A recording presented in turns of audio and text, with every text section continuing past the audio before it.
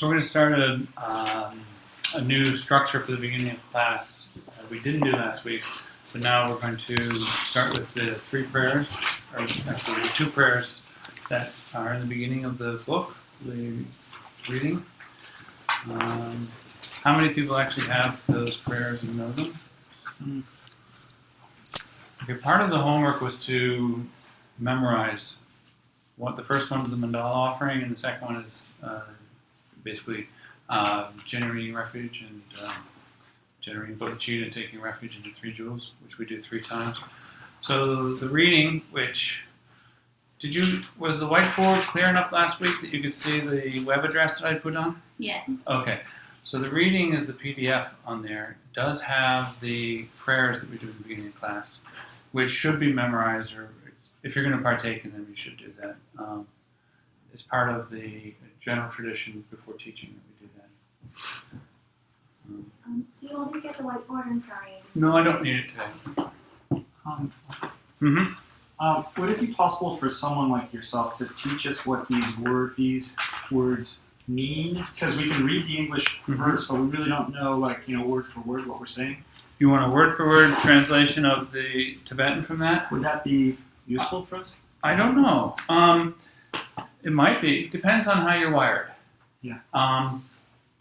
The translations I find are really beautiful and are. If we were to go word for word, it'd be rough.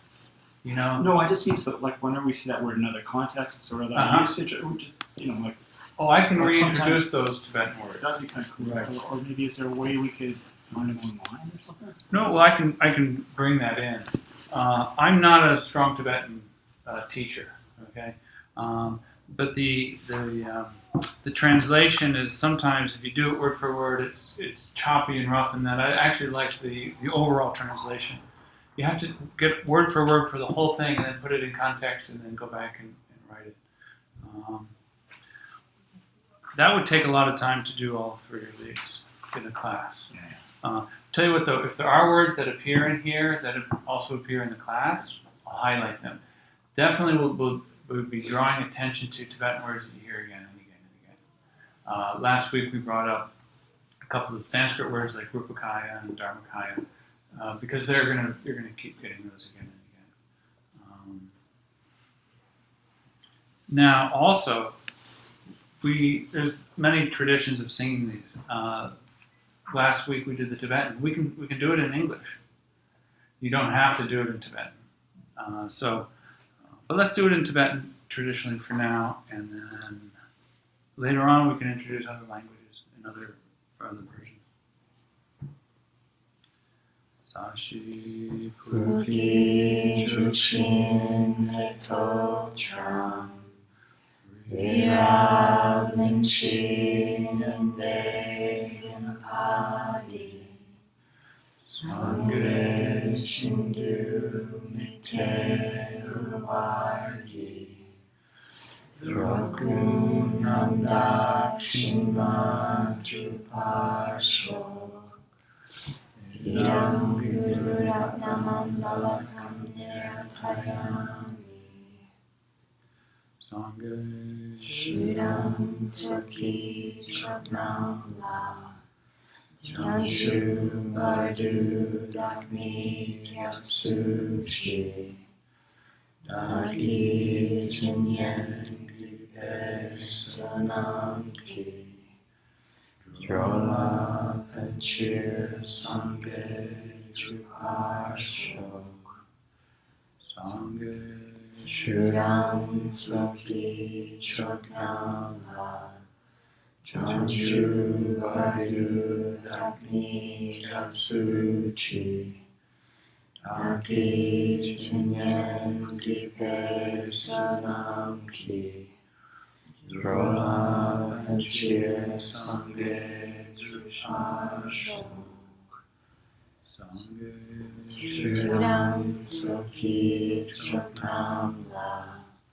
Janshu Bardu Dakmi Kyatsuchi Daki Jinyen Gipe Sonam Ki Drola All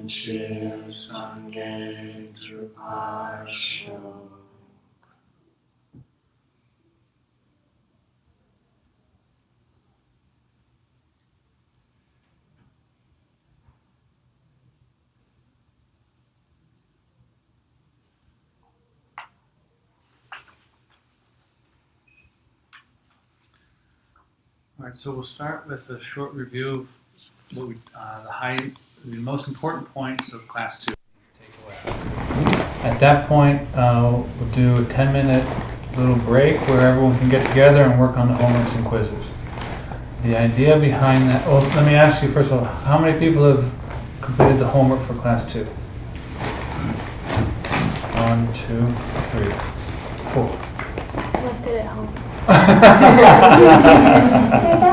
That's great. So I've got extra copies. How many people have done the quiz for class 2? Okay. So we'll use that time to do the quiz too. Is this class 3? This is class 3. Yeah. I actually have a quick question. As far as the meditations go, I know you probably talked about this a little bit, but how many are you expecting? I know that the homework say we need the dates and times of your meditations. Are you expecting then 7 dates and times? So like you're expecting once every day, 15 minutes? All that's required for the homework is 1 entry. Oh. See, if we were to teach this twice a week like it was originally taught on Tuesdays and Thursdays, you wouldn't get 7 entries. You'd probably just get 1 on Wednesday and maybe on Thursday. We too teach it now once a week. To fulfill ACI's requirement, you only need to document it, record it once. Oh, okay. It's nice to do it more. Yeah. I would absolutely encourage everyone to have a daily meditation practice. I'm not saying you shouldn't meditate every day, but you could choose a different object. The idea is that at least 1 day a week or before the next class, you're meditating on the material for that class. That's the idea. And whatever that meditation assignment is that's been given. Cool. And they're trying to drive you into there. You can use that meditation object for the next 7 days, or you can switch off with some of the other objects that you have. It's up to you. But if you're going to if you want formal like recognition for completion of this course and you get a certificate at the end which says you completed it, you need to indicate at least 1 entry that you've done the homework and the meditation for it. All the homeworks are required and all the quizzes are required. Attendance in the classes is mostly required. You have to be here for 8 out of the 10 classes. I guess video counts in person. So for the quizzes, are they open book or are they supposed to be memorized? They're memorized. Do you have to get a high mark in the quiz or? All right, so the homeworks are open book. We went over this a little bit this last week, so we'll go over it again now. The homeworks are open book. That's why we're going to break it in groups after I do a meditation and allow you guys to collaborate together on this and encourage you to get the work done. Then you take the last couple of minutes, we'll close the books, and you can do the quiz. All quiz questions are taken directly from the homeworks. There's nothing on the quiz that's not on the homework. So this 2-hour class has been distilled down into I think there are 10 questions. And then 7 of them are on the quiz. So it's really just a distillation of the content you need to focus on. And I'm doing a review right now, and then the review absolutely covers everything on the quiz. So the closed book is fine. It forces you a little bit to retain things and try to retain things. Don't worry about pass-fail. They're not graded hard. The only way to fail out of ACI classes is probably just not to attend and do the work. It's not because you did the work and you got low scores in your homeworks and quizzes. All right. I'll tell you what. Before we get into that, let's do a meditation because we're going to start with meditations now for each of the classes. Then we'll do the review and that'll lead you into your homework. So most importantly in the beginning of a meditation is to get comfortable. Whatever you need to get comfortable. Ideally, you don't want to think about your body for the next 10 or 15 minutes. It will come up, and that's fine. But if you can avoid it from happening from the beginning, start now. And try to get really comfortable.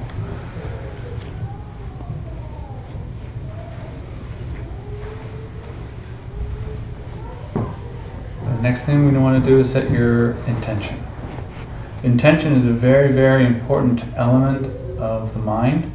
If you send and create a mental intention, your mind is much more likely to do it because you've decided you're going to do it up front. So setting the intention now, you can close your eyes, and as part of the meditation, you should always have an intention at the beginning of the meditation. Intend now to work diligently for the next 10 or 15 minutes on the meditation, which means staying on the object, which means following the instructions that I'm going to guide you through, which means trying not to think about things outside of this room for the next 10 minutes. So the intention to work hard on this meditation just for the next 10 minutes.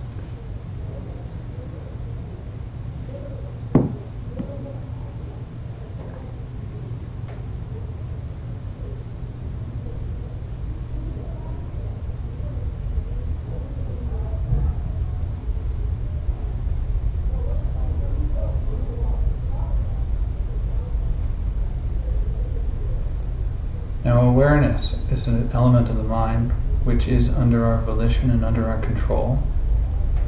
So let's consciously bring our attention to the breath as it's coming in and out of the body.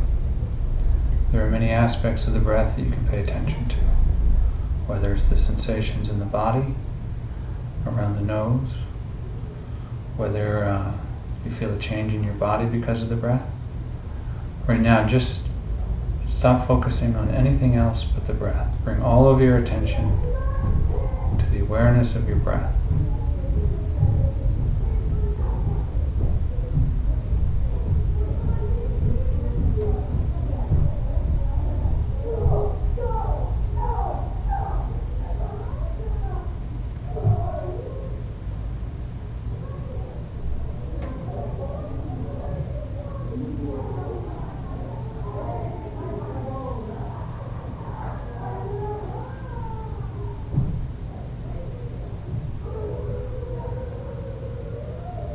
Become aware of each out-breath and each in-breath.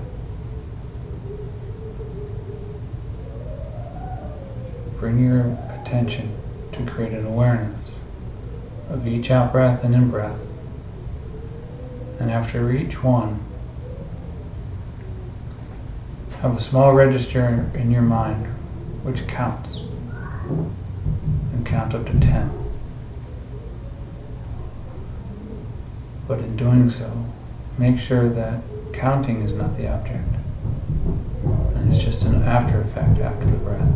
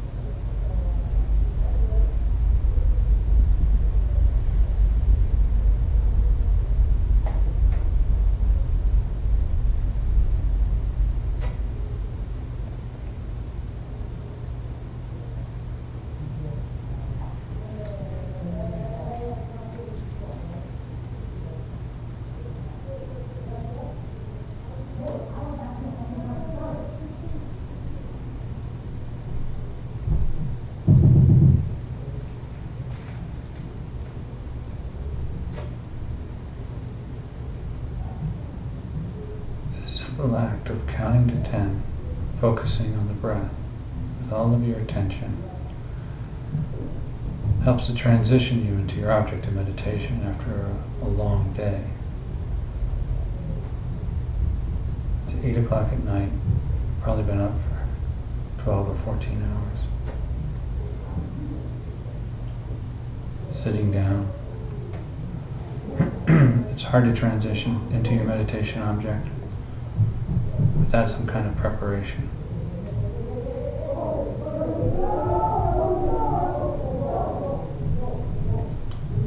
Tonight we're going to talk about and think about and do an analytical meditation about renunciation.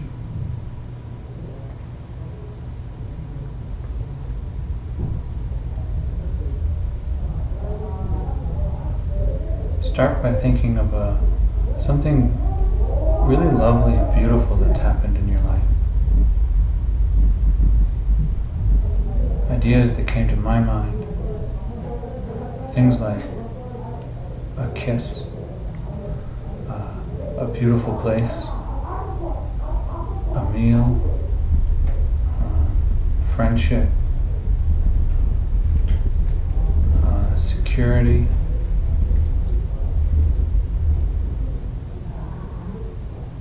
family.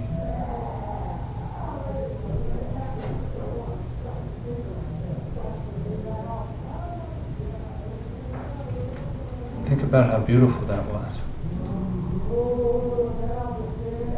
How much joy you got from it. And how pleased you were with having it.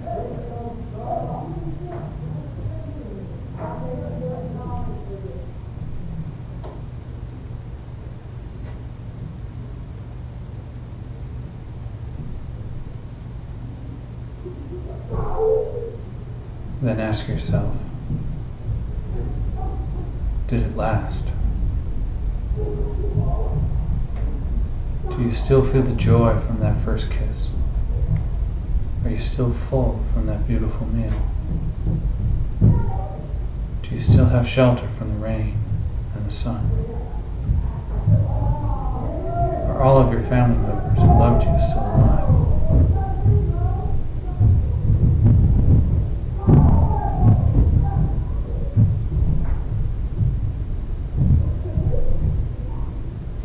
These are all beautiful things that happen in our lives. And we want these to happen. But they're impermanent, constantly changing, and do not last.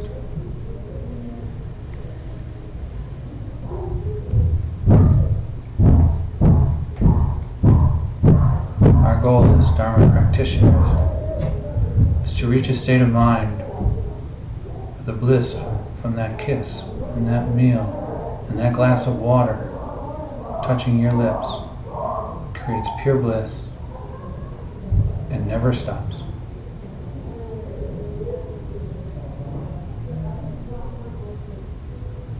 It's a state of mind of a totally enlightened being. And it's possible. It is within your reach.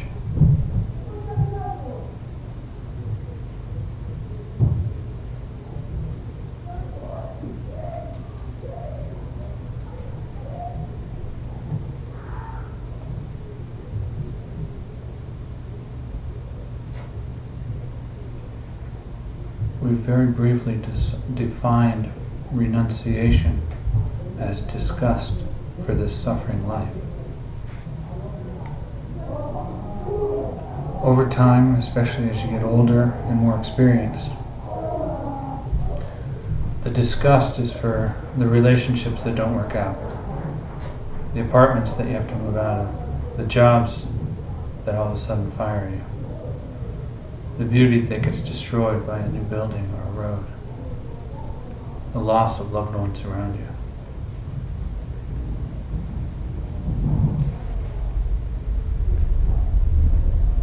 The truth of the Buddha's teaching on suffering becomes even more and more real. And the more that we take refuge and go for shelter in these temporal types of pleasure, the more pain and suffering is caused.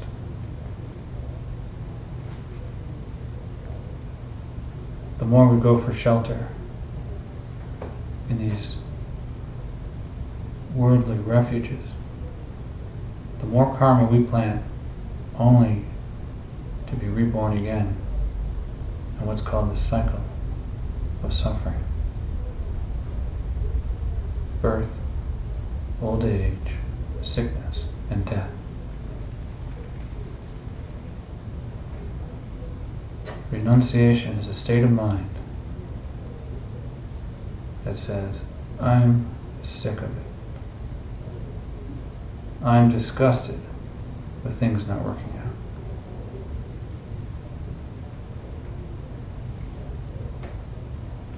out. I want a change.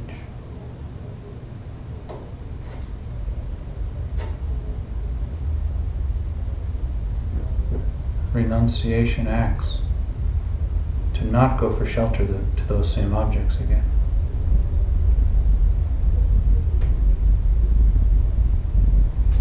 Refuge is a state of mind. You can still have that meal. You can still have loved ones and family. But it doesn't mean you take refuge in them.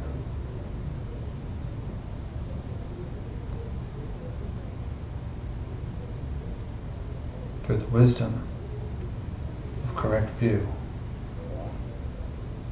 you can turn those things into actions that break all the karma that will cause you to be reborn in the cycle of suffering. Renunciation is a state of mind that causes actions that in themselves are causes for removing suffering, not perpetuating it.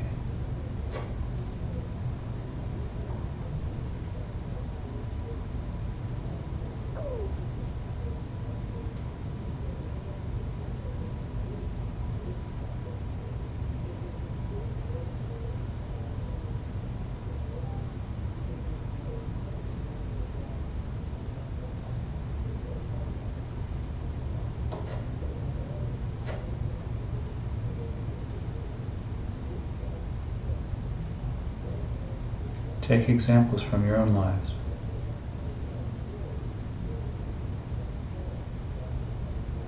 Have you had enough suffering? Do you have disgust for that suffering? Do you want a better life for you and everyone else?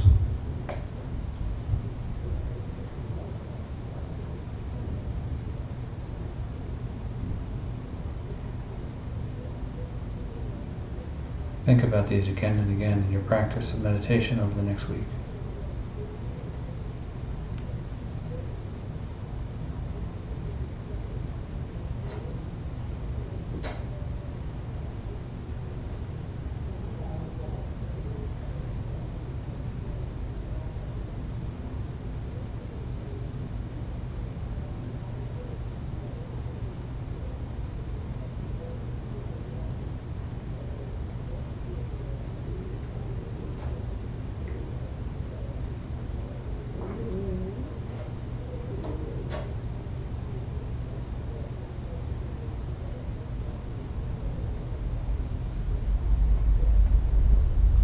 Come back to your breath.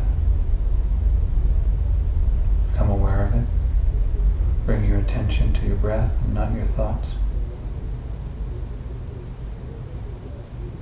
Become aware of your exhalation and inhalation. All the sensations related to the breath. All the sounds.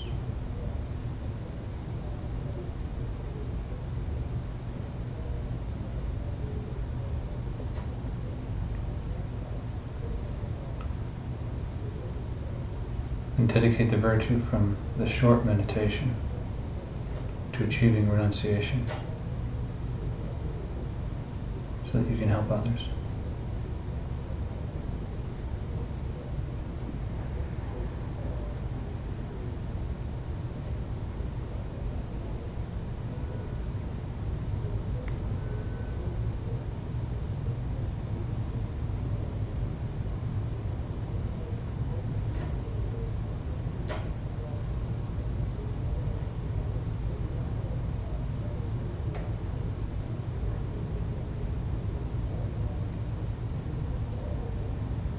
And then slowly come back to the room, opening your eyes, feeling free to move around.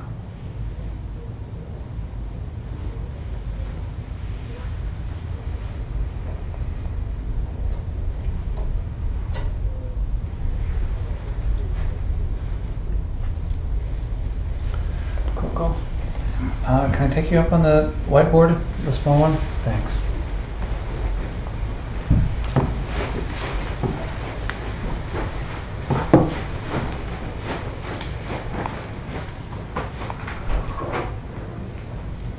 We haven't talked about renunciation in class yet. All we've done is barely identify it. We're going to go into a lot of detail, but it starts in like the 5th class. However, on your meditation, it is the object of meditation. So I just wanted to give you something to work with until we get to it in detail in class.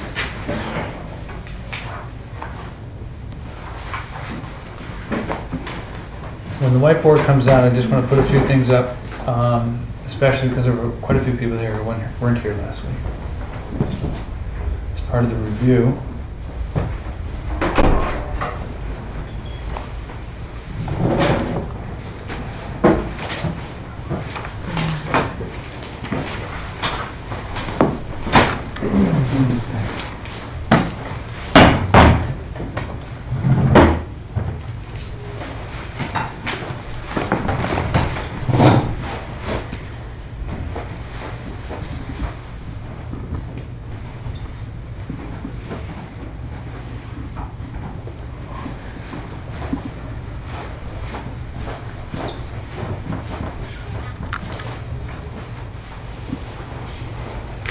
obviously this is the subject matter, right? It's part of this book. This is the reading material. It's available for purchase out here at the front desk, or it's available online as a PDF. But this is the reading. And the Principal Teachings of Buddhism, here is a commentary of a text by Jetsun Kappa. And he's talking about the 3 principal paths. So let's go through them. What is the first one? Renunciation.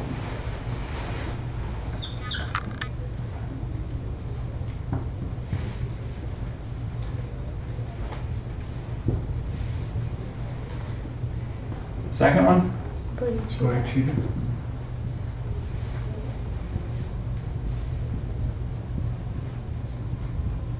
Third one? Third one? Correct view.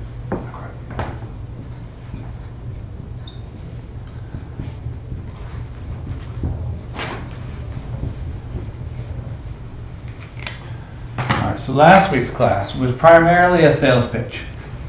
It was, why do you need these 3 principal paths? And it went through different reasons for why we even need to study this book or even touch this topic matter, right? Before you get into something, you need to know why. Why should you even bother? Why should you come here? Why should you spend a minute on the subway even picking up that book and reading it? So it talks about the benefits and what it will lead to and why you should actually be concerned about these 3 paths.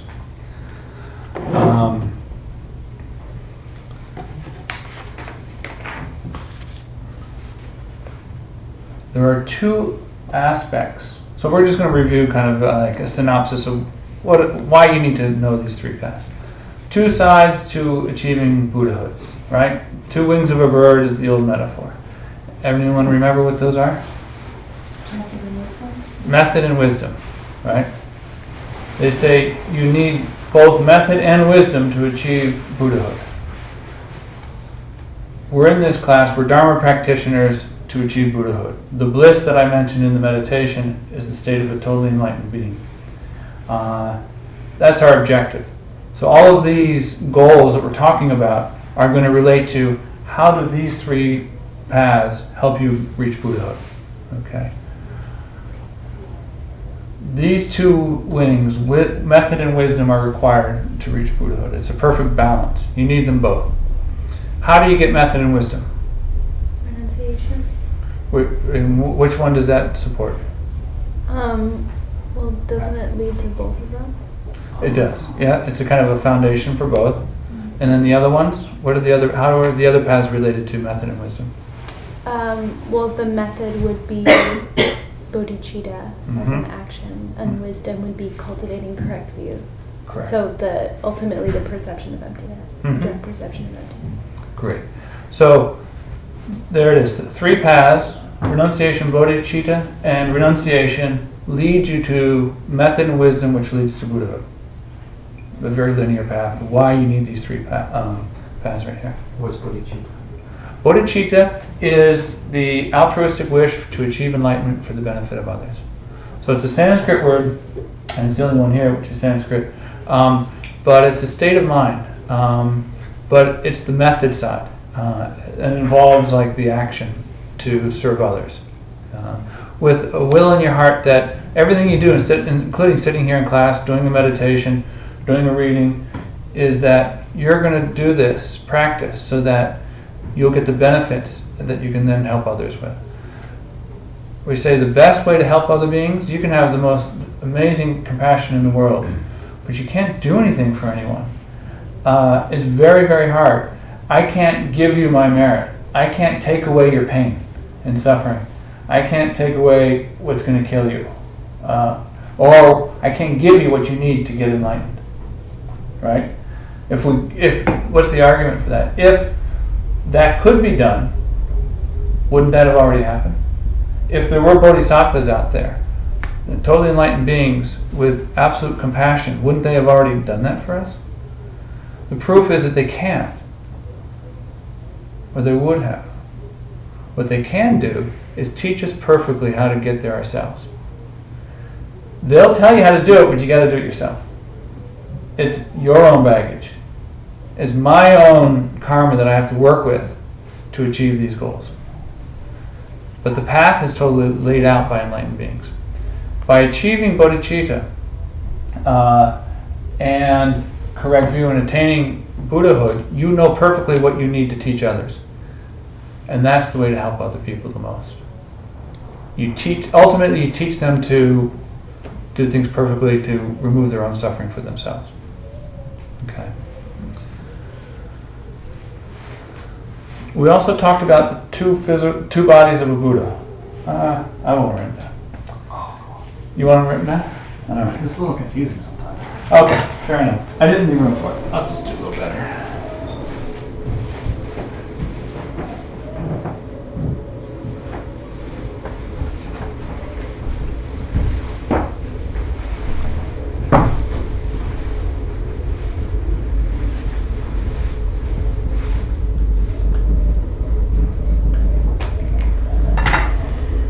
So, the two high-level collections of a Buddha's body are the Dharmakaya and the Rupakaya. They can be broken down into two of each. So there's actually the more granular distinction is four bodies of a Buddha. But we talk about two bodies of a Buddha at a high level. Anyone know what the Dharmakaya is? Want to give a definition of the Dharmakaya? These are Sanskrit words. Kaya meaning body, and Dharma in this case meaning essence, body. Yeah. And the Dharmakaya here means the omniscience that a Buddha has, and the emptiness that they realize in all things. So it's the emptiness of their own minds and their emptiness of their own bodies, along with the omniscience. So it's a mental factor.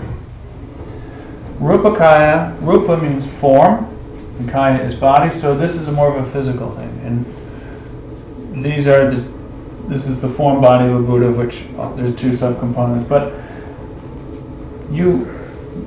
all Buddhas have these. So how do the three principal paths relate to the two bodies of a Buddha?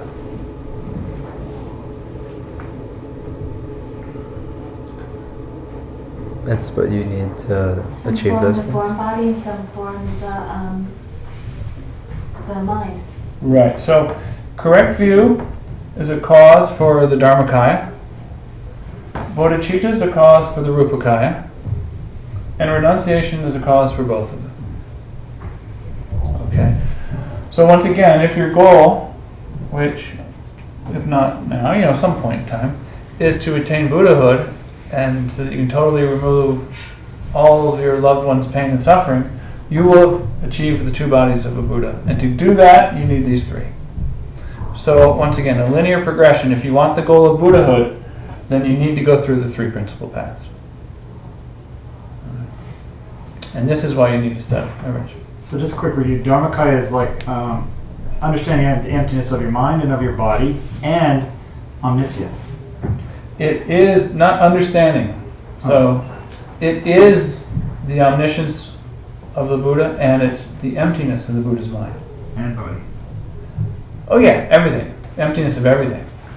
Okay, so that's pretty clear. Now, Rupakaya, I'm not really sure I understand. Maybe some other people do, but I don't really understand this clearly. Okay, so the Rupakaya has two subdivisions. Maybe it's a little easier. One is the Nirmanakaya, which is the emanation body. Nirmana means to send out.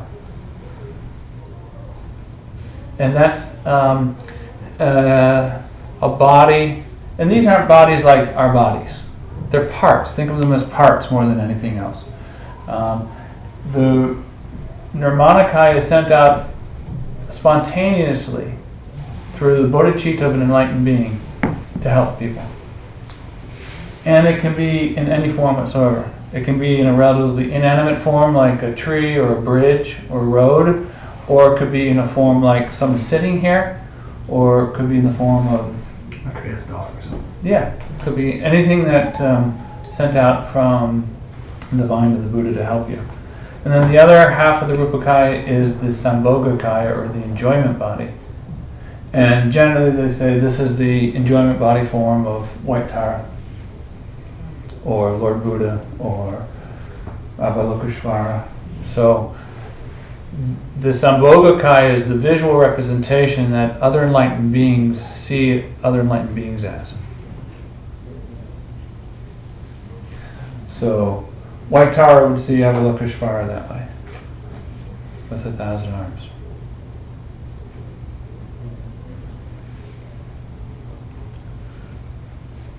The main point is that to get to there, you need to go through the three paths, and therefore you need to study what's in this book.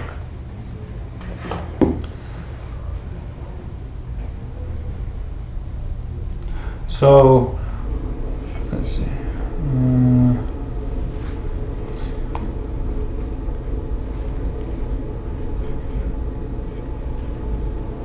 There's another way of saying it. There's two collections of merit and wisdom, and they form these two bodies. And merit is formed from bodhicitta, and wisdom is formed from correct view. It's the same way of saying what we just talked about.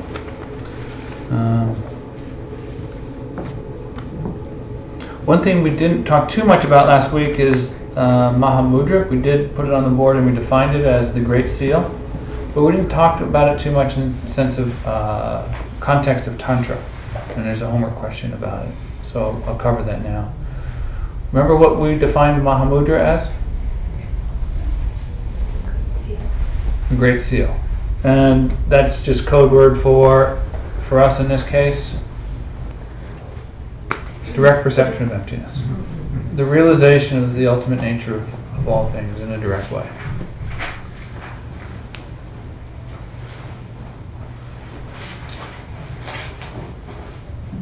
Let me see. The direct perception of emptiness is a fundamental stage on the path to your attaining enlightenment. It's the third path of the 5 stages. It's the third stage of the 5 stages towards Buddhahood. It's a significant stage. It's a significant realization, and it's a most beautiful one. And you will all experience the direct perception of everything around you and see everything in its ultimate nature. And to have that, you need to have the 3 paths. Okay?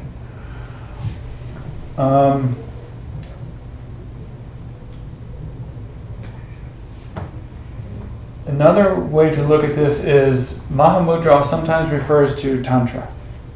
And so in order to study and succeed in Tantra, you need these 3 paths as well. Tantra are the higher teachings that were taught by Lord Buddha to allow practitioners to achieve the same goals as through the sutra, but in a much faster way. Tantra was originally taught to kings and people who didn't have a lot of time to go into the monastery, well, they didn't have monasteries, but be a renunciate and go out and live in the forest and practice like that. So he taught them a fast path. They're called the higher teachings. Very powerful practice that we've been blessed with. That if you are practicing the three paths in their fundamental and pure way, Tantra will come to you and Tantra will be successful. If you're not practicing these three principal paths, then Tantra won't really work. So a fundamental teaching of Lord Buddha to allow us to reach our goal so much faster. The sutras say you can, through the collection of merit and wisdom, purify your karma over, I think, 10 to the 58th power of a number of eons. It's like an incalculable length of time. If you have pure bodhicitta, that hurts. One way to do that is through the promise of higher teachings, and that is to achieve Buddhahood in this one lifetime. And in order to do that, you need the three principal paths. And it's an incredible blessing we've got those teachings, these higher teachings, to be able to do that and to bring them into one path, one life. It's absolutely amazing. But the foundation of Tantra are the three principal paths. So now, homework and quizzes. Let's just break up for 10 minutes. I've got copies of homeworks and quizzes for those who don't have them. Collaborate with people who and go over these together. Fill them out together. It's perfectly fine. So who needs homeworks initially? Great. So here's a bunch of homeworks. Oh, I think there's enough to go around. Who needs quizzes? By everyone. Okay.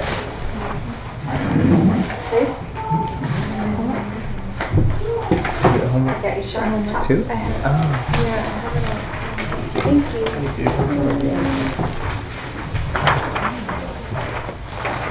So the whole purpose of this little breakout session is to take 10 minutes and collaborate with someone else to try and work together to do the homework. It's open book anyway.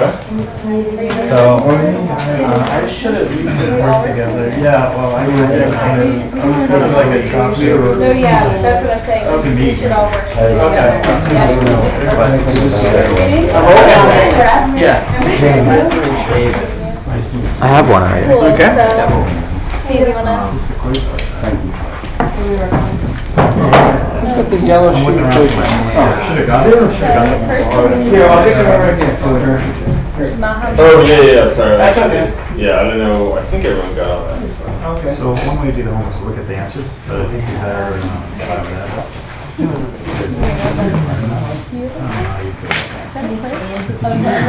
What if I pop this back here?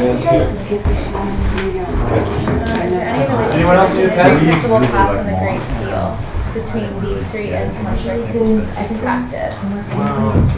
So this question is on homework, and I would kind of just like go through the principal paths and lead to the perception of emptiness and then for the perception of emptiness. Yeah. And then there's no successful Tantric practice without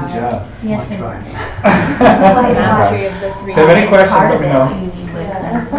Okay, so what's merit versus merit will come to, so I think if you don't. No, but even if you were looking at like that, what would merit be? Well, you could like, I think you Because could that'll help us answer the question. use the symbols To get and actually doctrines what of you Tantra. Right, right, and everything just that's one outside of the for you to dedicated. use.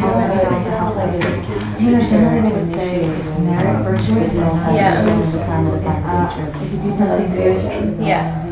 nothing bad comes from So it. the three principles. Then you get It's a sort of really, practice things that it's not practice so they're saying if you do anything good, is that all you need Where it to really get to went into there, I Nirvana? think, was the You're saying discussion. that's But I all you think, need. you know, Right, exactly. So what else do we need? and the intention to become a Buddha. AKA Great Seal. What? No, it's Yeah, true, great it's seal. right, they say Yeah. method. And We need the three principles of practice and the three but principal where paths. would Excellent merit concentration fit in? meditation. Yeah, and there's But not Mahamudra anxiety. teaching.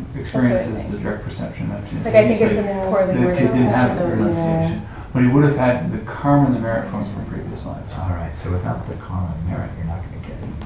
Alright, well, we can, I mean, We can ask. yeah, Experience pronunciation. Well, you develop it, everything's developed intellectually. Intellectually develop pronunciation, bodhicitta, and correct view. And then it's And the correct view is like, I've seen the list, it's like, belief in the, I don't know, what is correct? correct view implies for our school is the understanding of the true nature of things as being free of any self-existent nature. And it's applying that view, the worldview, to everything in our lives. Understanding all things as being free from the what? Yeah, no, I get what you're saying, yeah. Correct view is that The actual next one principle. is Dharma. Maybe this Wisdom implies is that implies way, that's many not- things. What? I wrote, no, it doesn't. Wisdom of because karma. something- That- Yeah, it's Wisdom accumulation of as wisdom and perfection. accumulation. Wisdom Use as correct view. the like direct you perception said. of meaning. It's not. No, maybe two houses of the two bodies. So wisdom is a method of broader wisdom. category than correct view. So correct view is that. Right, but it's not accumulation. Yeah, but this is. We'll talk about that. Those are two principal causes that bring about the state of Buddha. And that's a big mouthful. Okay. And then, That's then So, yeah, they're just looking at, I think they're just looking at hardcore. Yeah. Like, the Livelihood. Oh, that's right, speech correct. Right, oh, that's right, not correct. But it could be underestimated. This Sanskrit word you said, mama, Yeah. We're taking plus one. Yeah. Yeah. So if you jump it. But I did look at the class notes, and they were like super smart. What'd you say? It's What was the next one? accumulation of merit. Oh, no.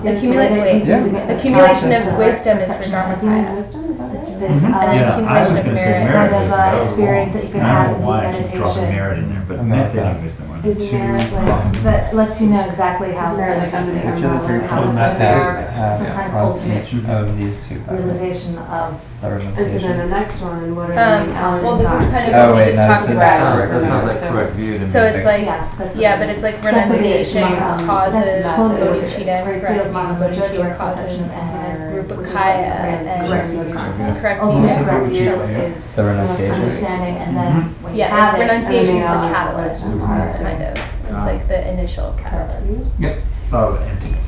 Accumulation. Well, correct view implies that the object is empty. Yeah. So nothing. Is that clear that he's using it as the right Okay, so- perception of emptiness? I do. I mean, So method. yeah, I have to say that. The element Yeah, I is- guess. You'll hear it more and more. I've been taking And these so this courses, Tibetan I thought track. that Pronunciation you had bends to both ways. meditate But Yeah. sometimes every people, you'll see day. a text saying That renunciation means is what's direct the best power. in addition to Oh, my meditation eliminate practice, like I don't have time. Right, so. So, I think, I like to look at Middle it. class? Pronunciation. It never It's said. the great seal. it just says put the And different it times here, direct it's so perception. ominous It's about the just homework. Maybe this is kind of bad. I don't know. What do they mean by the That's correct? what's in Okay. Okay, so Yeah. wisdom, the Um, main Seal element like of the wisdom is animal or It seal means, like um, a sealing a package? the or- main What? element It of means, Schrodinger. it's referred to like, Method in the reading I was is talking about, And a king renunciation when he is traveled anywhere, he had a certain ring or his stamp, and he couldn't be without it, because that was like ultimate power. So I'm saying that I've like, got another ultimate sticky. power, and having the right perception of emptiness, Yeah, is that's the what right I think. seal, refine your own wisdom. Well, Yeah, so it didn't say that. Well, both of them are here. I like where did that come from? Okay. I feel So it just should go to the be. minutes. Yeah. Okay, so It's the something tricky you don't part. ever want to Okay, live what are the out. two bodies of And, Buddha? and you improve on it. You Not form and mind, that was my study it, get it mistake, but intellectually, and Rupakaya then you and start to Dharmakaya. cultivate Dharmakaya what it is takes to be able to mental, have an experience of it. Which and is not too the far whole purpose of the classes. Yeah. Like, what do we do? How do we And Mind is the live? point, you know, But then we have to hear the Yeah, But term. mental is like awareness. It's So- a- Is there a relationship between the three principal The two bodies of paths? Buddha are mental, What? Don't draw me. Between these Well, three it- paths? physical. So you went And so into that Dharma one is today. mental and all Well, that. Ultimate. Did you could ask say- about I think So to be no, more Yes. correct, you said physical body and then the No, I saw it again. essence So body. you Essence have to body. really do like How a strong solid- Oh, yeah. I was getting it when I like Or this just have approach it, not It's when I. so like- Yeah, to development and Yeah, the realization Sanskrit, of it's one of those words you don't come Yes, across. right. Okay. I can see It how doesn't get it's translated, small, so. And you could call Our it old Buddhism. Sanskrit word. Shut on my From like 2 years ago. No, it is I was like, different. keep it It's forever. very So Dharmakaya is the So Don't it's a watch high level. those sweat. to reach, essence part. and from Essence. once Or you this have to work that today. experience, Where it's a show then today. you have Yeah. to correct your behavior and And habits. the You know that, lubrifier oh is my this- God, I'm not gonna be able to afford it for so long. this thing is Because there are many forms. I mean, it's $125, so like Right. I have to save for Right. future But now you now. Or, You can so, win, like, what's the form? $30. You know what you're You know, it's doing. just why define it through physical? Because the problem is it grounds us to So our own are we good physical. with 3? I think it's Okay, about 2 causes wisdom and bodhicitta, which Yes, is there a relationship between the 3 principal paths and the great seven? We said yes. Because it's more The 3 mental. principal paths. It's going to be driven by more of the mental side, rather than the wisdom side. Remember, there's emptiness in the Dharmakaya. It's the emptiness of his mind and all of them. So they're going to be driven by the current view of emptiness. Yeah. Yeah, I think it's an independent imagination. Yeah, so it's a basic lesson in karma. If you have correct view and you're studying emptiness perfectly, you're planting the seeds to see the emptiness of your own body. Whole method Because you're planting seeds of emptiness. Sure, exactly. Every time you're thinking All about correct view. synonyms. And those seeds ripen in And between these 3 and Dhammakaya, did you get what he was saying? That I need to That's- study 3 about this principal thing. paths. That's karma. What Why did are you you call it? pushing me? Like begets like. That's how these become these. You can consciously tell which Another way ones of become which. saying, Whereas bodhicitta is very method driven. It's an action. He was saying, what is the higher And you teachings? create karma. Right, the foundation for the higher teachings, the higher teachings, And they Tantra, fill in with the method makes side. this. Okay, let's all come back to the class. I hope you guys had a good time. Learn anything? How are we gonna get through? I know, you need 45 minutes, but we don't have that, and that was last class anyways. We're not gonna go into tonight's class. oh, it's alright. The idea is get people to do a little bit of work, and now you have to You finish get it at this? home. Can we ask you a question about this? Sure. What are the main elements of these two?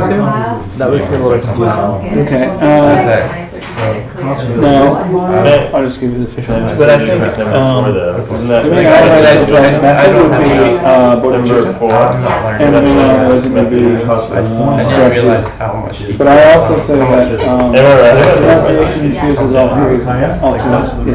Right. Previous reading. But that's what they're looking for. right, they're looking for I mean, not just these are. they're looking for bodhicitta and correct view, which are the main elements. Which bodies of the Buddha? What are the two? That's Dharmakaya.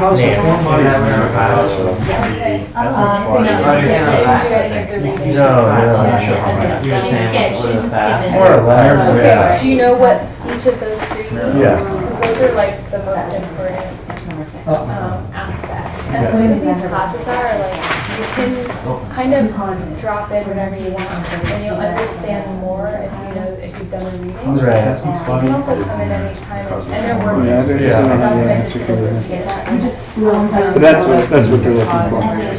So it's So good then, thing, I guess what are the two principal causes that bring about the state of Buddha? Do it with that's correct, like with the effort it deserves. I don't think. Which question? Like do homework and do the. That makes Method and wisdom. Method and Yeah. wisdom. So it's wisdom. The two it's method and It's wisdom. a different meaning. Yes, it is. Wisdom is not correct view. It's the correct view is the practice of wisdom. Correct. Wisdom I call it a higher category. You have wisdom about a lot of things. You have wisdom about karma.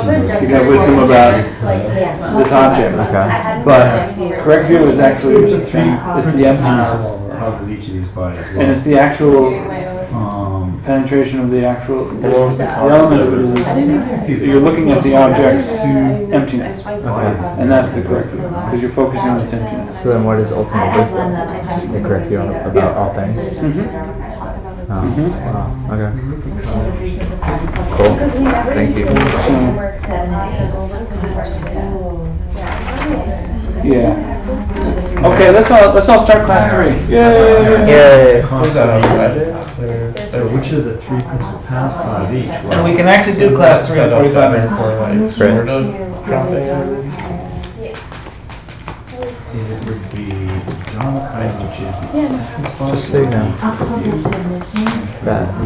that wasn't sure you had that already, but it's Yes. exactly that method wisdom. Correct. just the words. So like their homeworks. So this is wrong.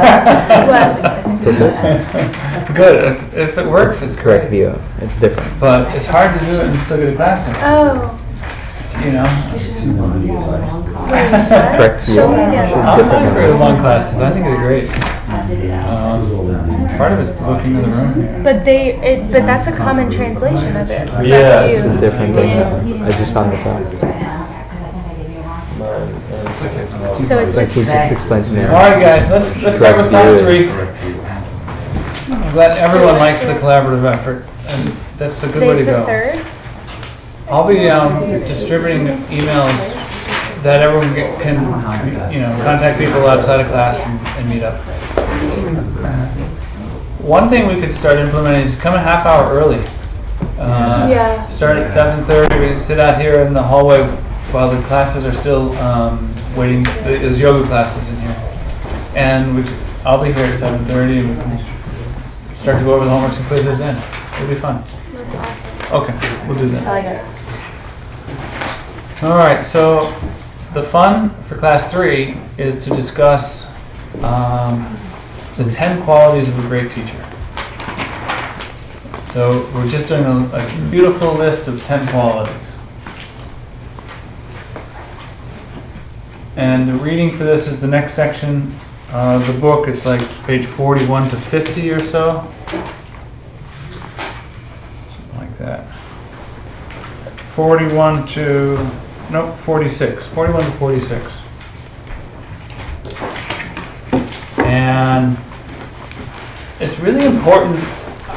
I mean, needless to say, but we have to talk about it. How important a teacher is in your practice. There's 2 things. One, you actually have to find a teacher, and that teacher, that's implying that they know what you need. And then the second thing is how to find the teacher that's right for you, or a proper teacher, so that they're in fact helping you instead of, at worst, hindering you, and at best, they're just not doing anything for you. So it's really, really important to find the right teacher. But before that, you have to understand that you actually need a teacher, right? Here it is. I can move over a minute. If you want to get somewhere and you don't know how to get there, you generally ask, right? And you don't ask someone who's not been there. Like if I wanted to, I don't know, get to 57th and 7th, I wouldn't ask somebody who's never been to New York, because they wouldn't know how to get there. They wouldn't know how to find a restaurant there, or whatever it is.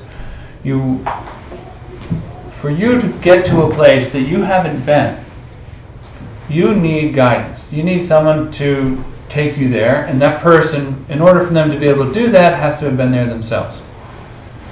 Otherwise, how are they going to help you? In that regard, our path, and our whole Dharma path, to achieve nirvana and total enlightenment is such a difficult path. It's so obscure, and I have no idea what it really means as a human right now, in my little mind, in my little world here, that I absolutely need a guide. I absolutely need someone to take me there, because I cannot take myself there. There's absolutely no way I can take myself there. Everyone who's achieved there has always had teachers. No one gets there without teachers. Through their accumulation of karma, through many lives, they've had many, many teachers. You will need a teacher to reach your goal. For us, we've had the fortune, Lord Buddha attained enlightenment in our realm in this time only 2,500 years ago, which wasn't that long. Longer than I was around, but it's not that long in the scope of things. At first, he did not want to teach. He came, after achieving enlightenment, he's like, forget it. No one's going to believe me. No one's going to want to do it anyways. No one's going to follow what I want to do, and I'm not going to teach. And he met some of his old mates, yogi buddies, and they said, you've got to teach us, you know. And after a month or 2, he decided he would start teaching. And his sutras then become, for us, that guide. He did achieve total enlightenment in this life. He did it. He came back out and for 45 years taught it. And in his sutras told everybody what they need to know in order to actually get there themselves. he's our perfect teacher. He's our perfect guide. All right? He did it. He knows how to get there, and he skillfully taught everyone how to get there themselves. What we're doing now is finding teachers who have gotten some semblance of that and dripped down from those teachings and those realizations that he had that can serve as teachers for us now. Okay? So we need to find quality teachers that can take us to there because we can't get there ourselves, and have an idea of how to get there because they've got some realizations there themselves. So we're going to go over the 10 qualities of a Buddha. These come from an Indian scholar named Master Asanga about, 1,500 years ago.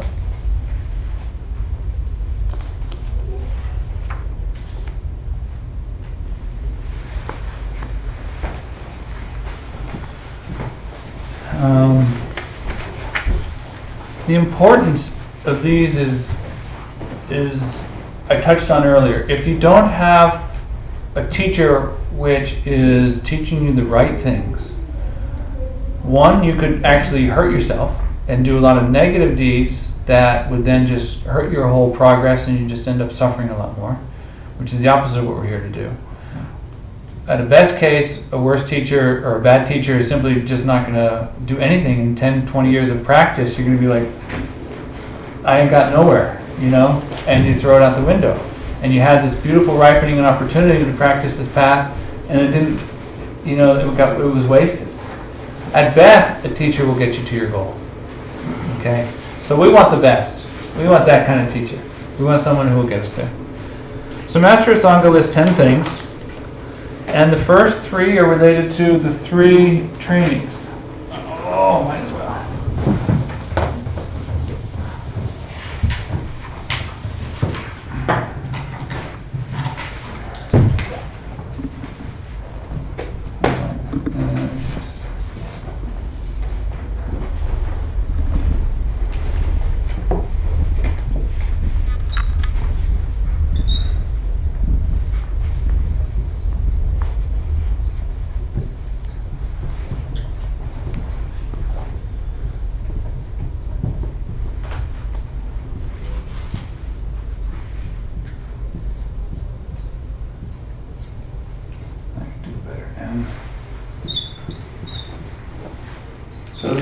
These are called the extraordinary trainings, which I like. It's not ordinary, it's extraordinary. Does that make it not ordinary? Anyways, they're extraordinary trainings, and they're called the 3 trainings on morality, concentration, and wisdom. And these comprise the first 3 qualities of a good teacher. So let's go through them. That's 1, 2, and 3. Yeah, it's also 1, 2, and 3.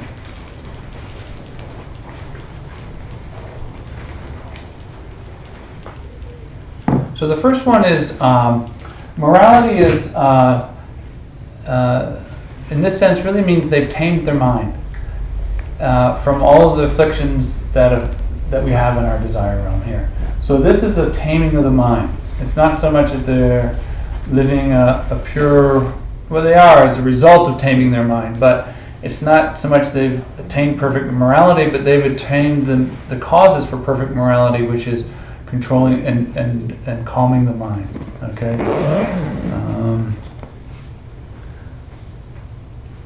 And in this case, the taming is morality. It's the monkey mind. It's the desirous mind, and you end up being peaceful.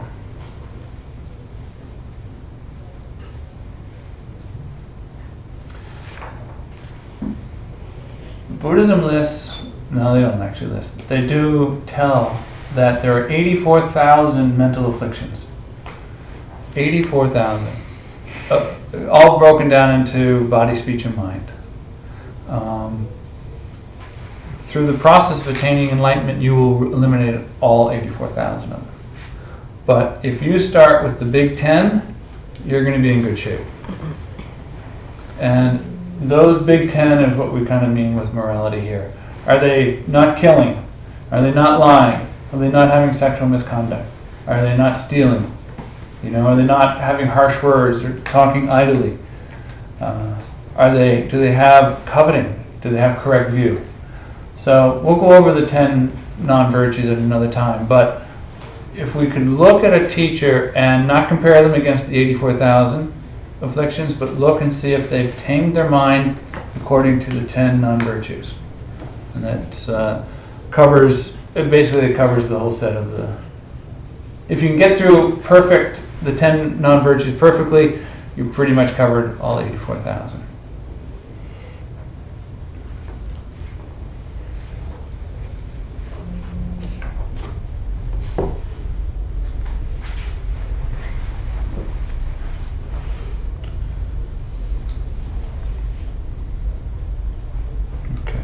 The second one, concentration. It's kind of a peaceful concentration. And it refers to having the mental ability to watch the mind to be peaceful in this way and tamed in sense of morality. If the only way to be truly have a tamed mind and to hold and avoid the 10 non-virtues is if you're constantly mindful all the time.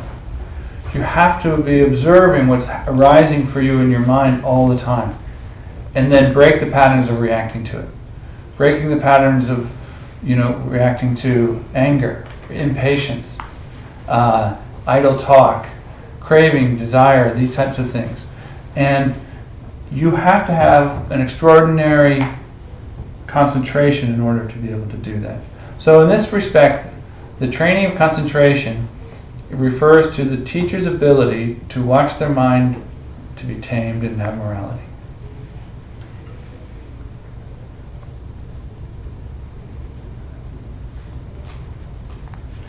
Also the concentration to be doing good. My first reference was to avoid negative things with concentration, but that same concentration allows that teacher to do virtue all the time.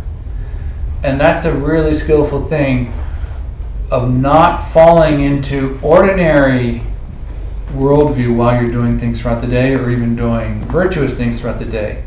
Like a teacher will basically lives their life doing Dharma projects, whether it's translations, teaching, helping others. They're doing something. That's what a teacher does. They have students. They work in a monastery, or they do that. The tendency is to lax into this is my job, or I've done this for 20 years, I'm bored.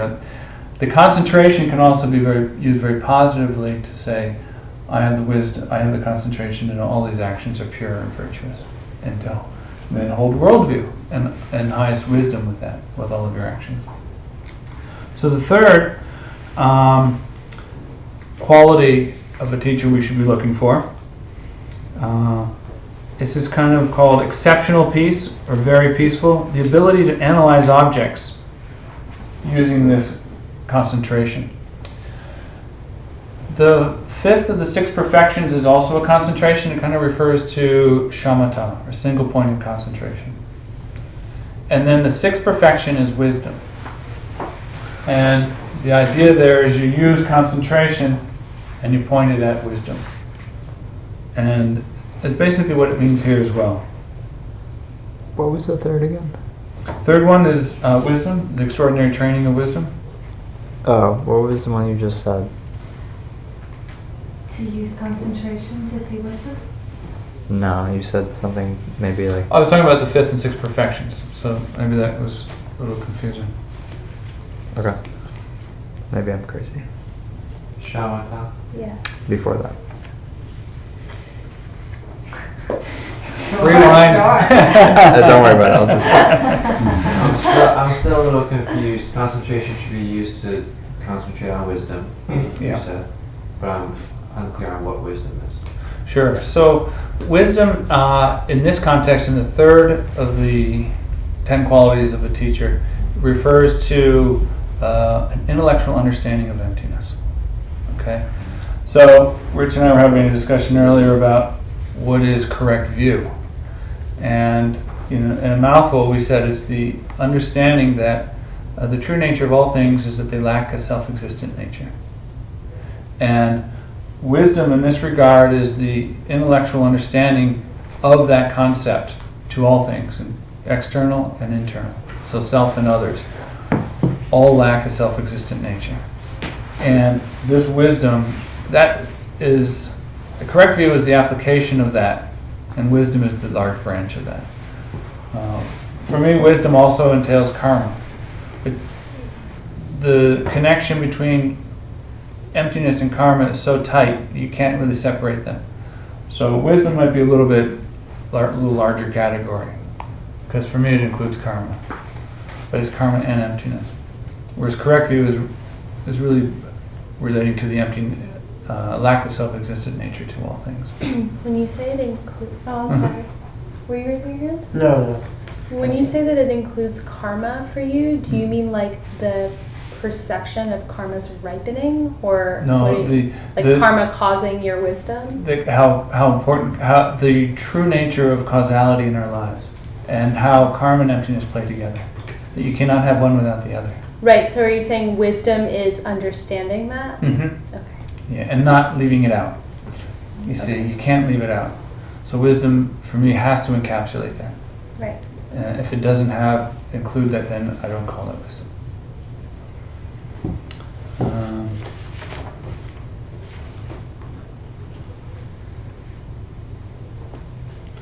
So I mentioned wisdom as pretty much the intellectual understanding of emptiness, which is good. And later on we talk about more about the direct perception of emptiness as a quality for the teacher, as number 7. What do you mean it's not really self-existent? Correct view and emptiness is the reason why everything works the way it does. If everything had a self-existent nature, then everyone would understand what these letters mean. Everyone sees these letters differently and understands them differently, because there is no self-existent nature to these characters on this board. If they did, then everyone would understand them the same way. And we don't. We have people who don't understand it at all. We have people who are confused, and we have people who do understand it. So which is it? The point is that it's not coming from here. Everything is coming from you. Your understanding, your perception of everything is absolutely coming from you. There's a huge queue outlined for that restaurant downstairs. I don't even know the name of it because they don't even put the name of it. And I tell you, I looked at the menu once and I couldn't eat there, right? Is that food good or bad? It doesn't have a self-existent nature. It's neither good nor bad. It depends on who you are. Some people have the karma to be able to eat that food and get a lot of bliss from it. I can't eat that food and get any bliss from it. Is the nature of the food the issue? No, the nature is me. It's coming from every individual perceiving that food to perceive it differently. And that is a lack of a self-existent nature to things. There is no self-existent nature to that food to make it good, bad, or neutral, or anything else. Everything is coming from you. That's the karma side. The positive side of everything is that your karma is ripening for you to see good food, neutral food, or food that's not so good. And I don't have enough good karma to be able to eat that food. And that's why I don't have a positive perception of it, and that's why I react that way. It's my karma which is creating for it. There's nothing inherent about that food that makes it bad for me to eat. It's all coming from me. The beauty of all this, the only reason for this, is this is the only way you can reach Buddhahood. If you were a suffering schmuck inherently, natively, self-existently, let's march out of here now. What are we wasting our time for? Why sit here on a Monday night? Right? It's because we aren't self-existently, innately, inherently suffering schmucks. We can. Woo! How else are we going to become an enlightened being? How do we get from here to there? If there was anything that was self-existent, inherently existing, from its own side, you couldn't change it. How could I change my mind into the mind of a Buddha if it couldn't be changed? Because it had its own nature. Having its own nature means it's set. Everything in it is coming from its own side. And it's not that way. It's coming from me. So I can change it. All I have to do is change the karma that's ripening for it. This whole three principal paths is a ladder, it's a step, it's a guide for us to change our karma to reach the end goal of Buddhahood. And that's how we get there. So intellectually, for example, if that food at that restaurant was filled with a lot of simple carbs and sugar, so intellectually you know that that food's not good for you. It doesn't self-exist, but you know, so in terms of turning your head around and detaching from negative thoughts about that food, or accepting the food, but knowing that's not really good for your body. Well, you could try to just remap it and say that, you know, white sugar and carbs is, you know, even though you might not like it, and say, oh, it's, change the label and say it's good for me, and do it, and it may or may not work. Because well, what would be the purpose of doing that? Changing the label. It doesn't, like I'm saying, that's not going to change it. That's not going to change the food. You need to change the karma that's ripening in you to see white sugar and carbs as not being good for you. To see what? As white sugar and carbs not being good for your body. They can be. They can be pure for your body. Gotcha. A perfectly pure body can take and eat anything. Gotcha. It's because we're not in balance that you can't eat white sugar and high carbs. In Ayurveda, a perfect state of balance, there is no food you cannot eat. It's all, it can all be fine. But you have to get to that balance. How do you get to that balance? Through the three principal paths. Change your karma. But knowing that you can change your karma because you have correct view and you know emptiness. That correct view is the only thing that's going to eliminate the mental affliction obstacles that keep you being reborn in the cycle of suffering. Again and again and again. That's why correct view is important. It is the ultimate antidote to your suffering, and it's the ultimate tool to reach Buddhahood. Correct view. When are we going to define karma? We could take a stab at it now. I've seen karma. The reason I've seen karma just described so many ways in many different traditions, and they're all right, you know. And it's not to say that, you know, it isn't one way or another. So I strongly tie karma and emptiness together, as one is the absence of something, one is the positive side of something. Karma is I think pretty much agreed on, like, it's a mental imprint, okay? And it is the cause for things that are appearing in our world. A lot of contention on how those imprints are made and how they ripen, and how many you have at a moment, and how much is karma driven and how much is like group karma versus individual karma, and all these subtleties of karma. It's incredibly subtle. I don't have all those answers. They say that karma and the subtle actions and the subtle nature of karma is one of the most subtle wisdoms that a Buddha will know, and you don't know it until you're an entirely enlightened, fully omniscient Buddha. Even 10th level bodhisattvas don't have the full understanding of karma. It is extremely subtle. It doesn't mean that we don't have enough of a grasp on it to start working with it now. Generally, at a high level, it's a principle of causality, and that means cause and effect. If you do one thing, you get a similar result.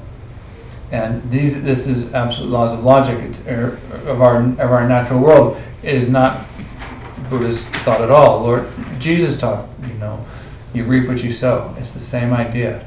If you plant certain seeds, you're going to get those types of results. If you plant, you know, corn, you're not going to get raspberries, right? You know that.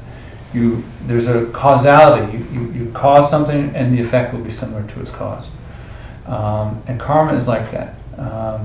If you want to reach Buddhahood, which we all do, then we need to do the three principal paths, because they plant the karma for that type. And we were talking earlier about correct view being the cause for the omniscient body of the Buddha, the omniscient mind of the Dharmakaya, because it's so similar. If you start thinking about correct view and emptiness all the time, then that's the seeds you're planting to see the emptiness of all the bodies and a full omniscience of everything as the Dharmakaya. Like begets like. Those are some high principle, aspects of karma. The karma cannot be divorced from emptiness. The reason they're together is if things had a self-existent nature of their own, then how could my karma ripen on something? It wouldn't have it. Because that food downstairs, to use that example, would be the same for everyone. Then would everyone have the same karma? Where's my karma in that? Karma ripens because things lack a self-existent nature. If they had a self-existent nature, then the karma couldn't ripen on it. It couldn't change. Doesn't that kind of fall into the trap of defining emptiness as self-existently empty? I'm not sure if it's a trap. I don't see how that. I don't get that. Well, it seems that emptiness is consistently defined by the quality of being able to be projected onto by karma. It allows for that, but in itself, it's a principle of if you didn't have that lack of a self-existence to something, then you couldn't have a karmic ripening of something. Okay. But emptiness is empty. Mm-hmm. Yeah, and I don't see that as a trap either. Mm-hmm. Maybe it's just when we put it into words, it becomes concepts. But you saying that clarified it. That was good. So when we talk about correct view and karma, that's kind of what we're talking about at a very high level. Later on in this class, we talk about renunciation, bodhicitta in a lot more detail. But right now we're talking about the qualities of a teacher. And I don't mind digressing at all, because it's important. If you don't understand the words on the board, then we got to talk about them in order to be able to use them. Go ahead. What did you mean by karma ripening on the food? So if that food was good by its own side, in my last context of it? Yes. So if that food was good from its own side and everyone had the same experience from that food, then how could the individual ripening of karma ripen to that so that someone likes it and someone doesn't like it? I don't understand. It couldn't, because it already has its own nature, and you would just be perceiving its own self-nature. All right. Well, cook it for a little while. Okay. Okay. So, yeah. One other thing. Mm-hmm. What if you're a vegetarian or you don't want it, mm-hmm. and the food is meat downstairs? What's the question? Is the Buddha a vegetarian? Is he a meat eater? Will he eat anything? Both. Maybe he was a vegetarian. Or the Buddha would eat anything. So you mean if Lord Buddha, if you had a totally enlightened being who had total bliss for everything and fully omniscient, would he be eating meat? And that's what they serve downstairs. Maybe. Can I use something that came to mind? Like, say you were actually allergic to eating wheat, like you had a gluten allergy or something. You couldn't eat that. It's not like you could change your mind to think that you would enjoy it, but you actually wouldn't, because you'd be sick. Not to say that maybe you could change that gluten allergy later in sometime in your life, but what are the causes for you to be allergic to gluten is kind of your karma. Like the causes for you to be allergic to gluten, to experience that ramen, that pasta as so if I was a Buddha, I wouldn't have that allergy, correct? Mm-hmm. Yes? No, you would not have an allergy. Right. You wouldn't have that affliction. Gotcha. You'd be well beyond that. And it would taste a lot differently than you would taste it too. I can't imagine what the difference between my mind and the Buddha's mind, but it's a lot. Okay, so we've gone through the first three qualities of a teacher. The fourth one, let's keep moving.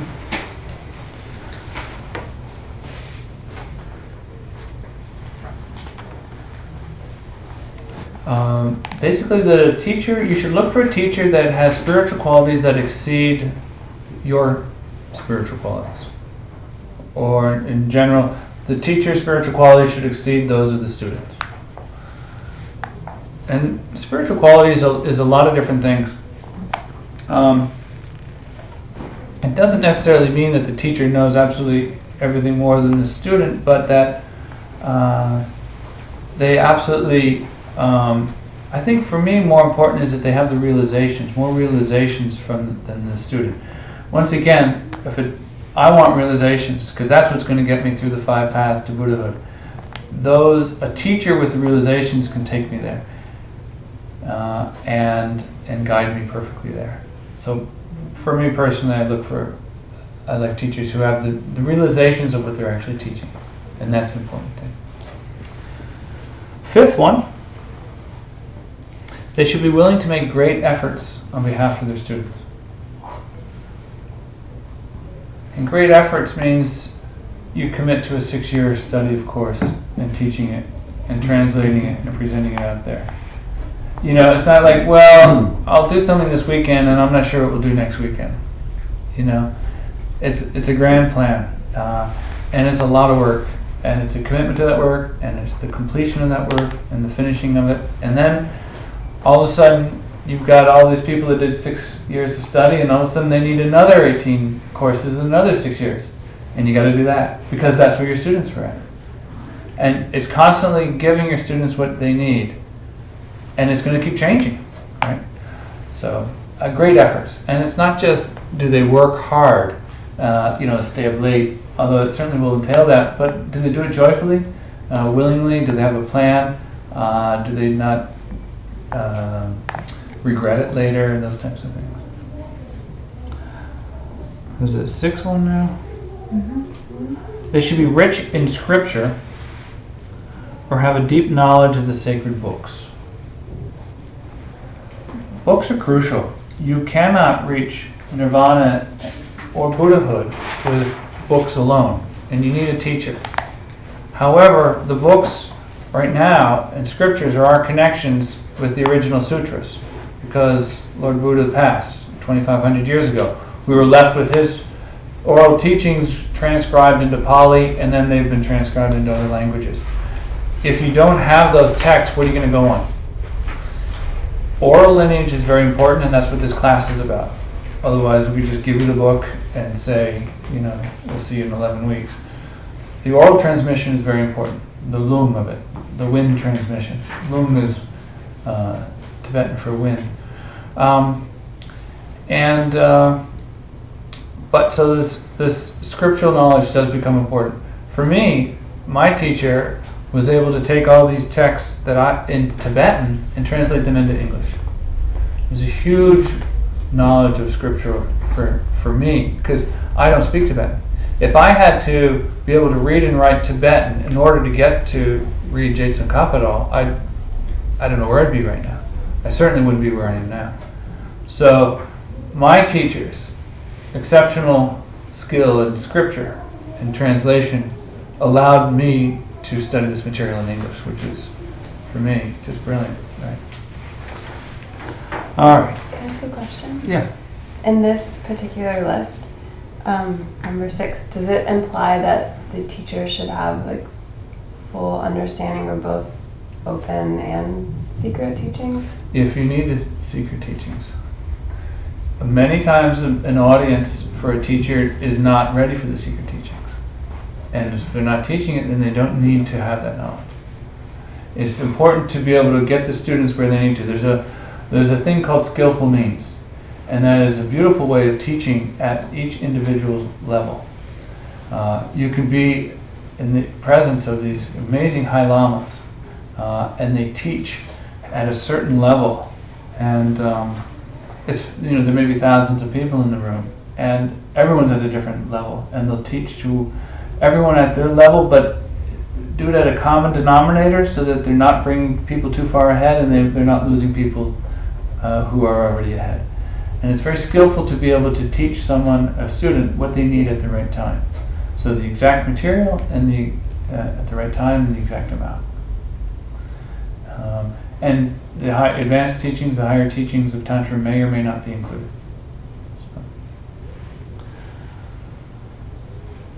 Okay, so that's 7, 8. Wait, what was 6? 7 is rich in scripture, isn't it? Oh, no, that's right, sorry. Yeah, that was it. So here's 7. So they should have a deep realization of emptiness. And I mentioned earlier that we talked about their intellectual understanding of emptiness is the 3rd training. Here it goes a little bit further. And Asanga is kind of saying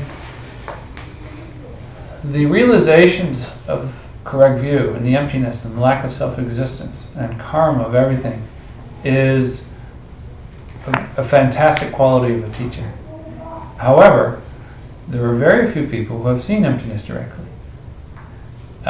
Walking on this planet is very few compared to the number of people on this planet. So there's also a caveat in the commentary by Tsongkhapa that says if you can't find somebody who has seen emptiness directly and willing to teach you, then somebody who at least has some awareness, some realizations about emptiness, so that they can take you to where you need to be.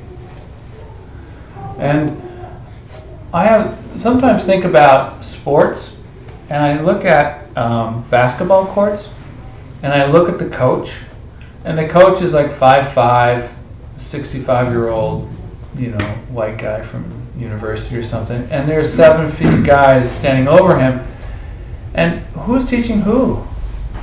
The teacher, I think it's a great compliment if a teacher can guide a student to go beyond their own level. Like these basketball coaches are definitely teaching these players to do things they can't do. They can't dunk. They can't hit free throws as much as they do. So there's a beauty there in finding a teacher who can guide a student skillfully what they need at the right time. Even though they may not have seen emptiness directly, they can really be instrumental in getting the karma to ripen for that person to see it themselves. Which is the only way you're going to see emptiness directly, is for your karma to shift for that experience to happen and that realization to happen.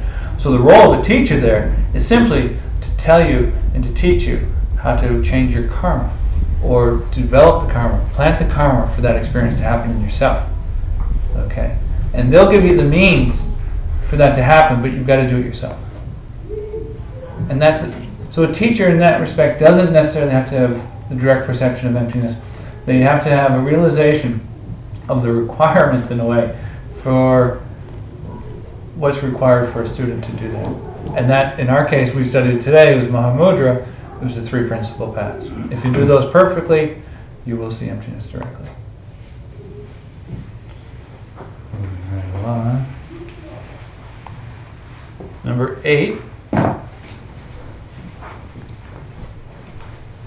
We talked about this a little bit.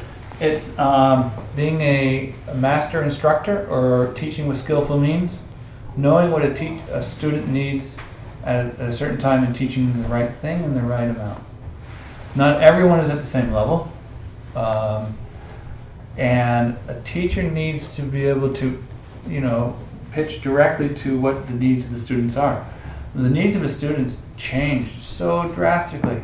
Some person may have this great desire for, the intellectual side of things and say understanding emptiness and debate and all of these things, and all of a sudden, one of their loved ones passes away, and they go to their Lama and they need an entirely different teaching. You see, so a teacher has to have the skillful means to be able to give that right teaching for that student at that time. It also means understanding when a student is hurting themselves and going to block their progress along the path because they're not doing the right thing. It's a skillful way of knowing that that's not going to work and they need another teaching, and to tell the student that. It's very difficult to be a teacher in this respect. When they say teacher, they're talking about a lama. They're talking about a guru. They're talking about a lama-student relationship, a guru-student relationship. And that's another story. We don't really have those types of relationships in America or in the West, but not at all uncommon, and a beautiful relationship in other cultures. Let's go to the 9th one.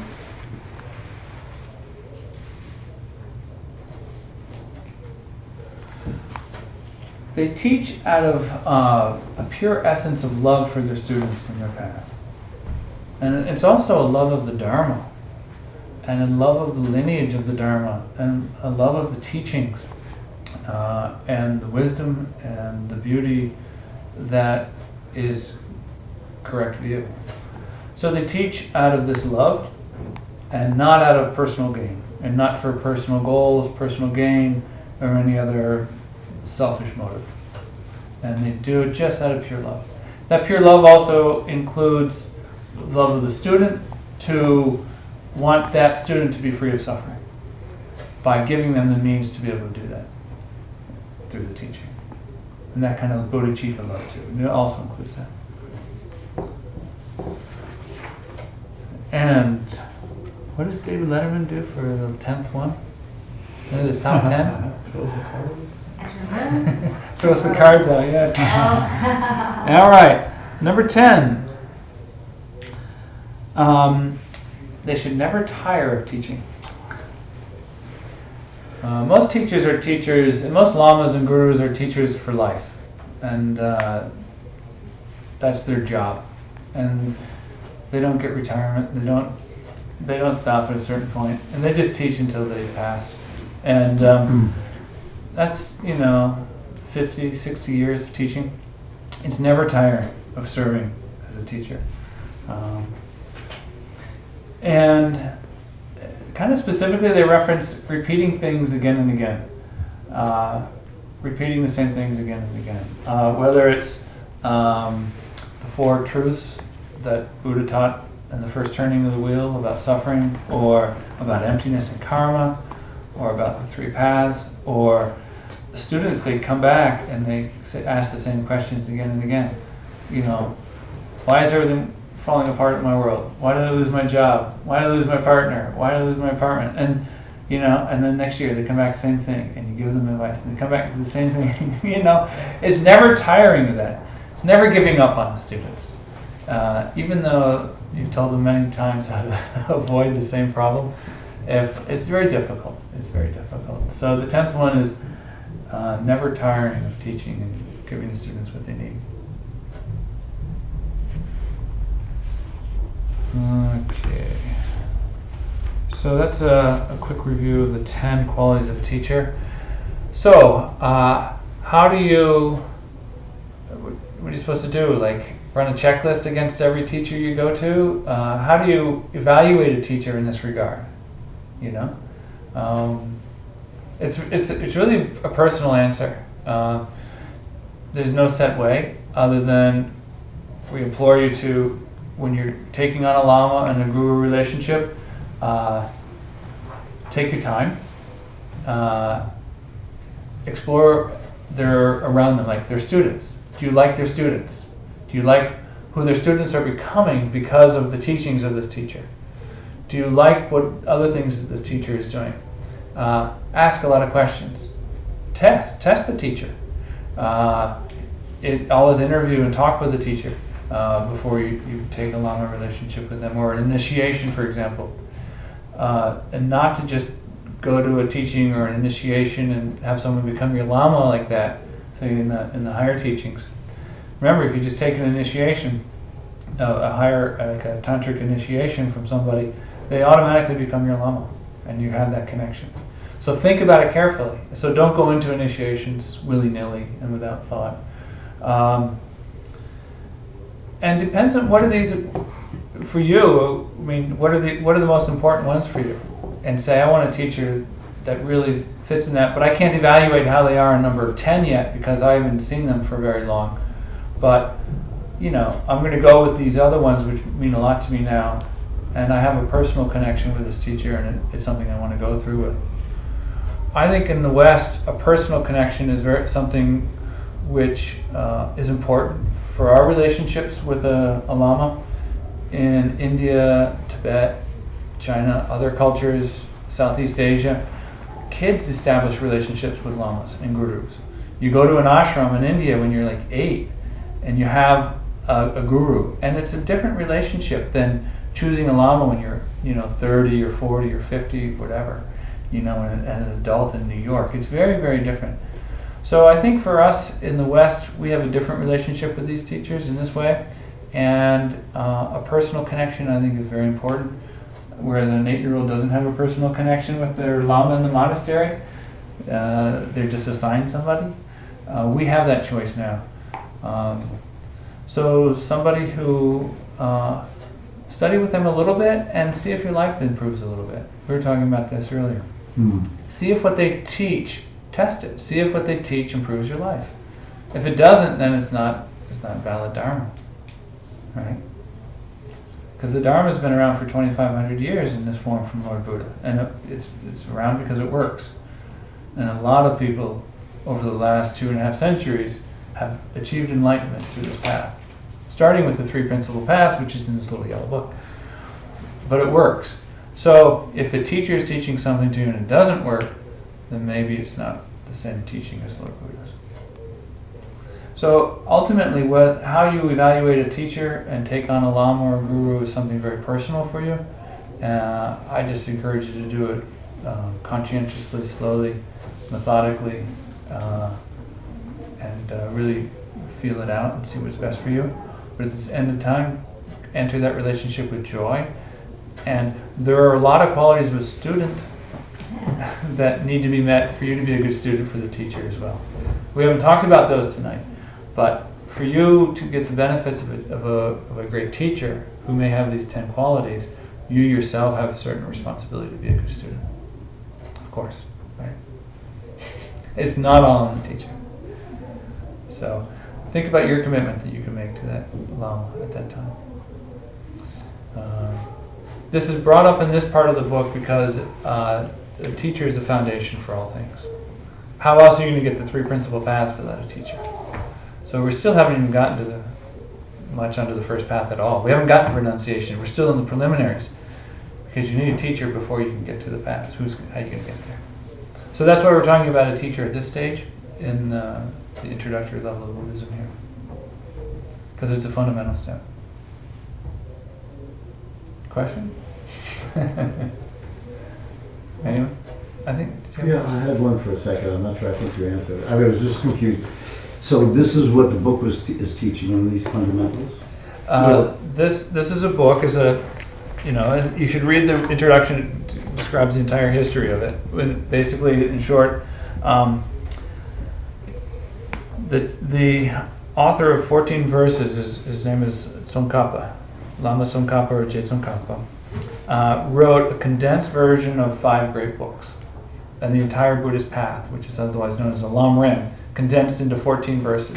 It's like 84,000 mental afflictions condensed into 10.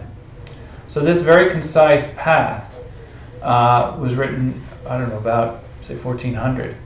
And we have those 14 verses here.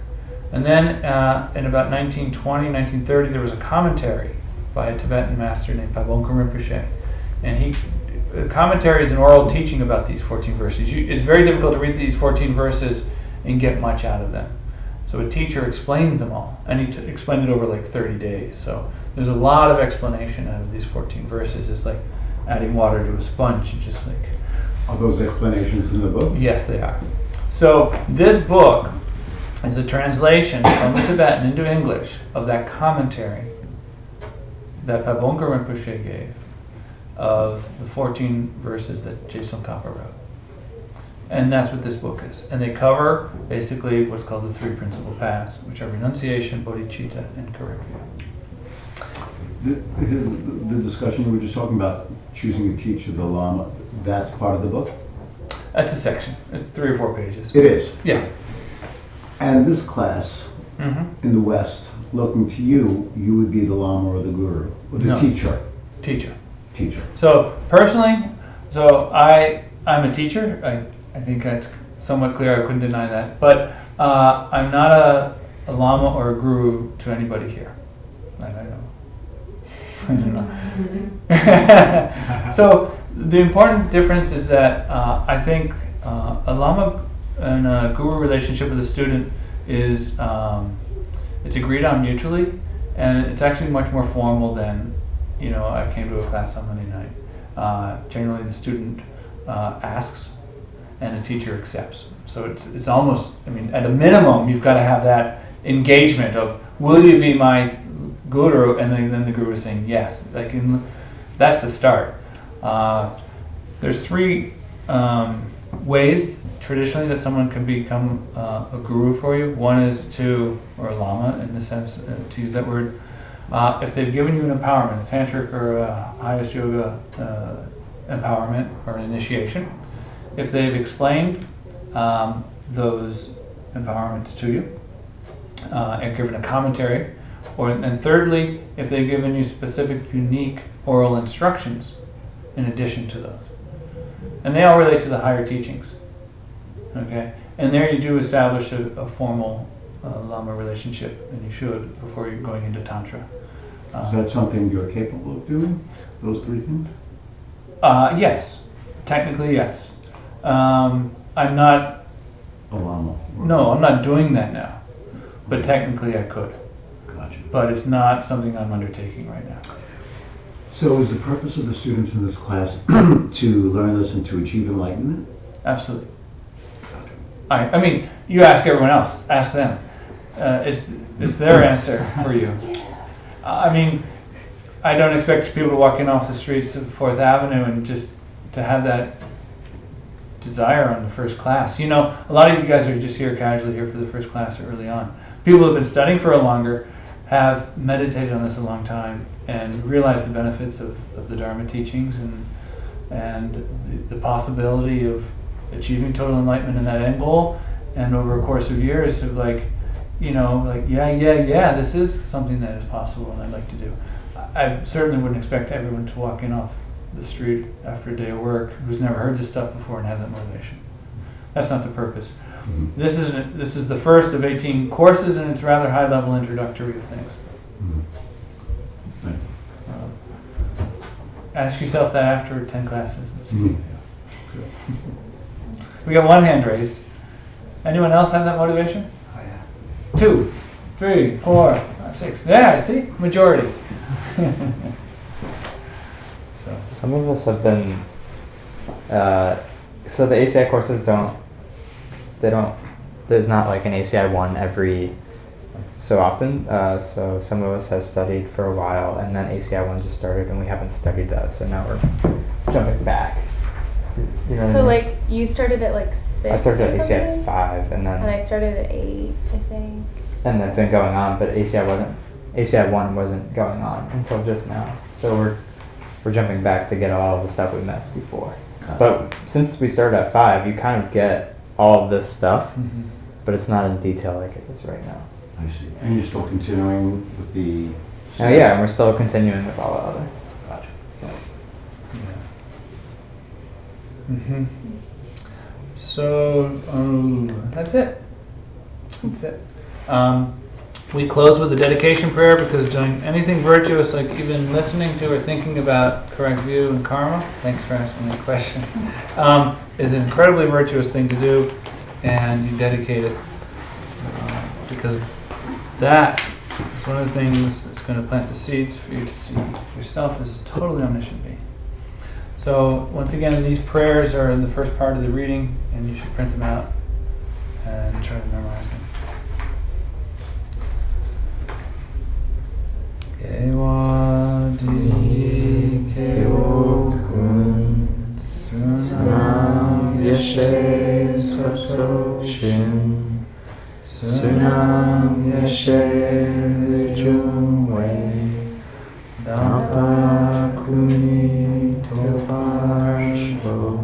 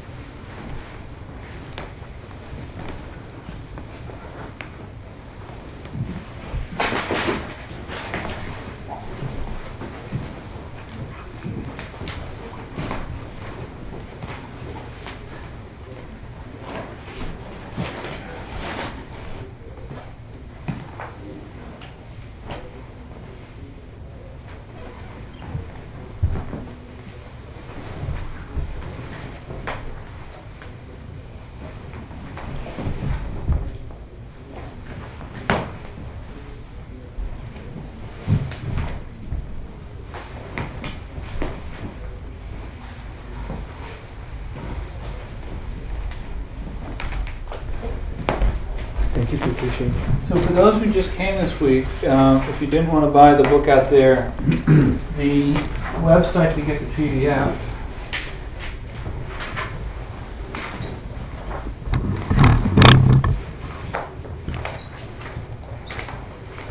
And then, I don't know, like, I think the link is,